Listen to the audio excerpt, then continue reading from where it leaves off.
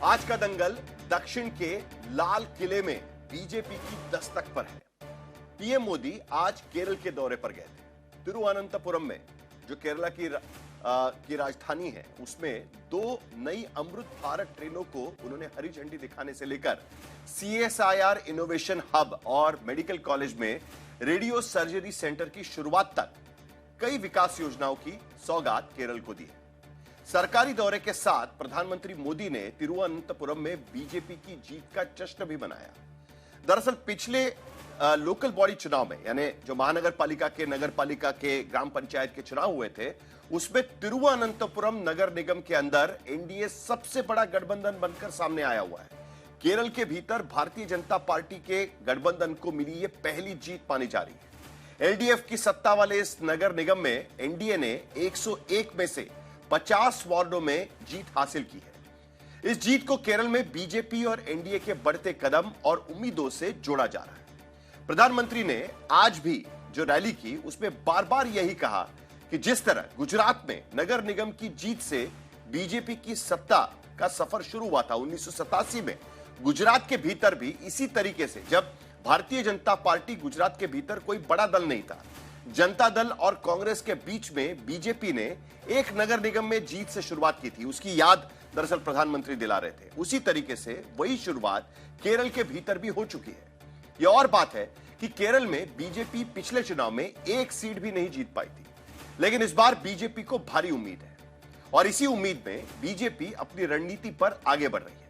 आज के दौर में जो दौरा किया गया था, उस दौरे में प्रधानमंत्री मोदी ने अलग अलग जो मछुआरा वर्ग से लेकर संतों तक और एनडीए के छोटे छोटे घटक दलों के नेताओं से भी मुलाकात की।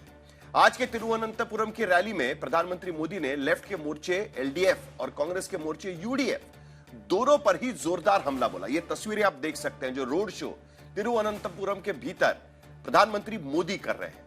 एक वक्त था कि भारतीय जनता पार्टी के नेता इस तरीके से रोड शो करेंगे, ये किसी ने सोचा भी नहीं था।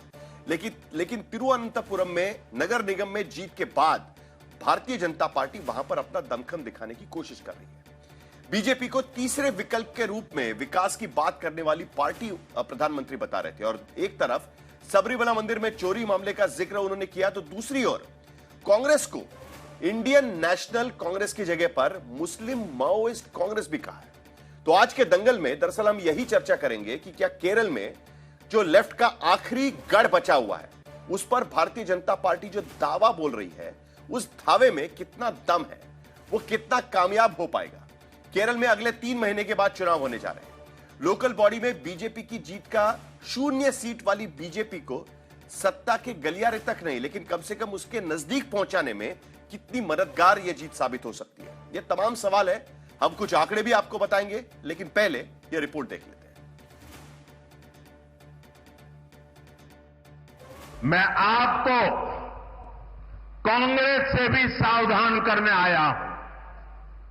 कांग्रेस के पास विकास का कोई एजेंडा नहीं है। कांग्रेस आज माओवादियों से ज्यादा कम्युनिस्ट और मुस्लिम लीग से भी ज्यादा कम्युनल हो गई है। इसलिए देश में आज कांग्रेस को एमएमसी यानी मुस्लिम लीगी माओवादी कांग्रेस कहा जा रहा है। इसलिए आपको कांग्रेस से भी बहुत सतर्क रहना है। ये मुस्लिम लीगी माओवादी कांग्रेस के लोग केरला को अपनी लैब बना रहे हैं। कांग्रेस यहां केरला में भी कट्टरपंथियों को बढ़ावा दे रही है। ज्ञान, विज्ञान, आध्यात्म, आस्था, इसकी इस पवित्र धरती को कांग्रेस के मुस्लिम लीगी एजेंडे से हमें मिलकर के इस पवित्र भूमि को बचाना है। सबरीमाला से लेकर मुस्लिम माओवादी कांग्रेस वाले प्रहार के पीछे दरअसल आंकड़े कुछ ऐसे हैं कि 2011 के मुताबिक केरल में हिंदू आबादी 54.73% तो मुस्लिम आबादी 26.56% से अधिक और ईसाई धर्मावलंबी भी 18.38% थे। ऐसी सूरत में जबकि कांग्रेस के यूडीएफ में आईयूएमएल जैसे दल भी हैं, मुस्लिम वोट का ज्यादातर हिस्सा यूडीएफ के हिस्से जाता रहा है।